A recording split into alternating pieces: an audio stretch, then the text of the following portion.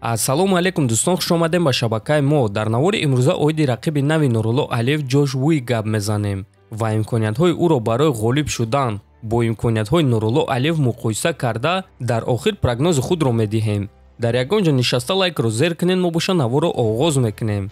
Шахсоне ки аз Москва ва Московский област хоҳиши гузаштани граница дорен ва намедонед ки ба кӣ муроҷиат кунед, пас мо ба шумо одамони бабовариро тавсия медиҳем ки тӯли чанд сол мешавад онҳо дар ин соҳа кору фаъолият мекунанд. ин бародаро шуморо дар мошинҳои нав ба граница бурда меоранд ва ҳамаи мошинҳои ин бародаро мошинҳои нав ва мошинҳои чородамаи комфортни аст ки ҳамаи шароитҳоро доранд. барои ҳамин худи ҳозир ба номерҳои дар рӯи экран буда занг занед ва граница гузашта ҳуҷҷатҳои худро хуб кунед ва агар ки скидка гирифтан хоҳед, пас ҳатман аз номи канали Паҳлавон гап занед. Инак дӯстон, шаби 20 ба 21 сентябр дар Амрико дар майдони UFC Epix турнири Dana White Contender Series баргузор мегардад ки дар он варзигари тоҷик Нурулло Алиев бо варзигари амрикои Ҷош Уик вомехӯрад.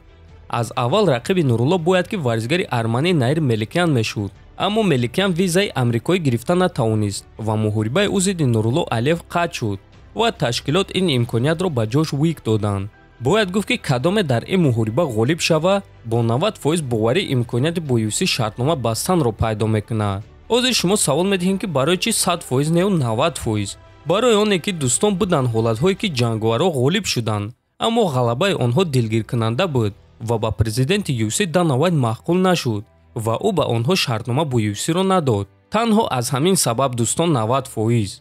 дӯстон, оиди Ҷош Уик маълумот хеле кам аст ва чизе ки мо пайдо карда тавонистем пешкаш шумо мекунем. Ҷош Уик варзигари амрикоӣ 27-сола қадди 1.75 см баромад мекунад дар вазни ним сабук ва сабук, яъне 66 ва 70 кг. рекорди касбии ӯ 12 ғалаба ва 5 боғ.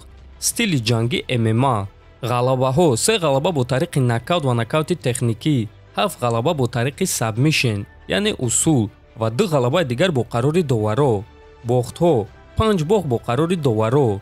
Ҷош Уик охирон муҳорибаи худро моҳи январи ҳамин сол дар ташкилоти Fires FC зидди Кайн Каризоса гузаронида дар охири сонияҳои якум раунд бо тариқи нокаути техникӣ ғалаба ба даст овардааст. ва дӯстон, чӣ хеле ки аз статистикаи ӯ фаҳмиден, тарафи сахтии Ҷош ин греплинг ва ҷуҷитсу аст ва дар стойка низ ӯ хеле хуб меҷангад ва бояд гуфт ки то ҳол Ҷош Уикро ягон кас фавран шикаст додагӣ нест. ҳамаи бохтҳои ӯ бо қарори доваро буданд. ана худи ӯ боша аз 12 ғалабаи худ 10 тоашро фавран ба даст овардааст ва 5 тои ин ғалабаҳоро ӯ дар якум раунд ба даст овардааст. Ҷош дар вазни сабук дар 3 ташкилот чемпион шудааст ва 2 ғалабае ки ӯ бо қарори доваро ба даст овардааст, ҳардуяш муҳорибаҳои унвонии 5 раунда буданд ва аз ин ҷо гуфта мешавад ки тобоварии ӯ низ хуб аст, яъне ӯ зуд монда намешавад. Ҷош Уик дар яке аз залҳои машҳури Амрико бо ҷанговарҳои машҳури UFC ва ҷаҳон тамрин мекунад, ба монанди Нил Мегни, Кёртис Блейдс, Рафа Гарсия, Кори Сентхаген ва Муҳаммад Наимов. ҳамчунин Ҷош Уик дар ташкилоти Беллатор баромад кардааст ва бояд қайд кард ки дар он ҷо танҳо як муҳориба гузаронда ва шикаст хӯрдааст. Нурулло Алиев варзигари ҷавони бебохти тоҷик бо рекорди 6-0. дар навори гузашта мо оиди Нурулло маълумот дода будем ва ҳозир ҳамаи он чизҳоро такрор намекунем ва мегзарем ба прогнози муҳориба. дӯстон, чӣ хеле ки фаҳмиден, тарафи сахтии Ҷош и греплинг ва ҷуҷитсу аст, аммо ӯ дар стойка низ хуб меҷангад ва зид нест ки муҳорибаро дар стойка гузаронад, махсусан вақте ҳис мекунад ки аз рақиб дида ӯ дар стойка хубтар аст ва Уик тамоми имконияти пайдошударо истифода бурда кӯшиш мекунад ки рақиби худро чӣ дар замин бошад, чӣ дар стойка фавран шикаст диҳад. аз рӯи стил онҳо бо Нурулло Алиев монанданд. тарафи сахтии Нурулло низ гӯштинг аст ва Нурулло стойкаро танҳо барои рақибро ба замин афтондан истифода мебарад, аммо греплинги онҳо фарқ мекунад. Ҷош доимо финиш мекобад ва бояд гуфт ки ӯ ин корро карда метонад. ана Нурулло боша аз боло истода рақибро зарбазанӣ мекунад ва ҳоло Нурулло ягон маротиба бо тариқи усул ғолиб шудагӣ нест. ва дӯстон, ин маънои онро дорад ки ҷуҷитсуи Нурулло на он қадар хуб аст, аниқтараш на он қадар хуб буд, чунки чанд муддат пеш Нурулло Алиев соҳиби камарбанди кабуд оид ба ҷуҷитсу шуд ва шояд ки дар ин муҳориба Нурулло ба ҷуҷитсуи худ ҳам рақиб ва ҳам ҳамаи мо шуморо ҳайрон кунад. бояд гуфт ки ҳам дар стойка ва ҳам дар замин ҳардуи ҷангоҳаро тақрибан баробар имконият доранд ва стили онҳо хеле монанд аст.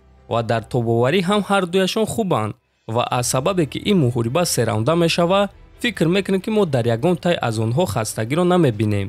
аммо дӯстон, як чизи хеле муҳим ҳаст. аниқтараш Нурулло як бартарии хеле калон дорад ки ба ӯ ғалаба оварда метавонад. чӣ хеле ки дар боло қайд кардем, ҷош дар вазни ним сабук ва сабук баромад мекунад. ӯ пеш дар вазни ним сабук баромад мекард ва баъд ба вазни сабук баромад. се муҳорибаи охирони худро дар вазни сабук гузаронидааст.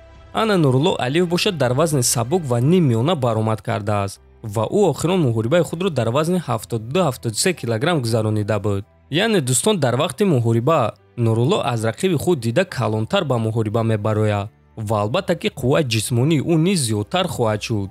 аз ҳамин сабаб Нурулло шанси зиёдтар дорад ки ҷошро ба замин афтонда дар он ҷо ӯро назорат кунад ва албатта ки зарбазанӣ кунад. чӣ хеле ки мо дар муҳорибаи Ҳамза Чимаев ва Кевин Холланд дидем, барои куштнигир қувваи ҷисмонӣ роли калонро мебозад. ва аз ҳамин сабаб дӯстон, прогнози мо чунин аст: ғалабаи Нурулло Алиев дар раундҳои охир бо тариқи усул ё ин ки ғалаба бо қарори доваро. ин прогнози мо дӯстон барои ставка кардан нест, танҳо барои маълумот аст. ва боз дӯстон, фаромӯш накунед ки ин ММА аст. як зарба метавонад ки бозиро дигаргун кунад. дар охир гуфтанем ки Ҷош Уик аз Наир Меликян дида рақиби ҷиддитар аст. аммо мо ба ғалабаи Нурулло Алиев боварӣ дорем ва ба ӯ муваффақият орзумандем. ва бояд гуфт ки вақти он расидааст ки тоҷикон бояд ки дар UFC бошанд. дар ҳамин ҷо дӯстон, навори мо ба поён мерасад. фикр ақидоатонро нависед, дар канал ҳатман обуна шавен. биёин каналро 100 000 мекунем, каме дигар мондааст. ба дӯстон, шиносон ва рафиқотон тавсия диҳед. то боздид, хонободу сарбаланд бошед.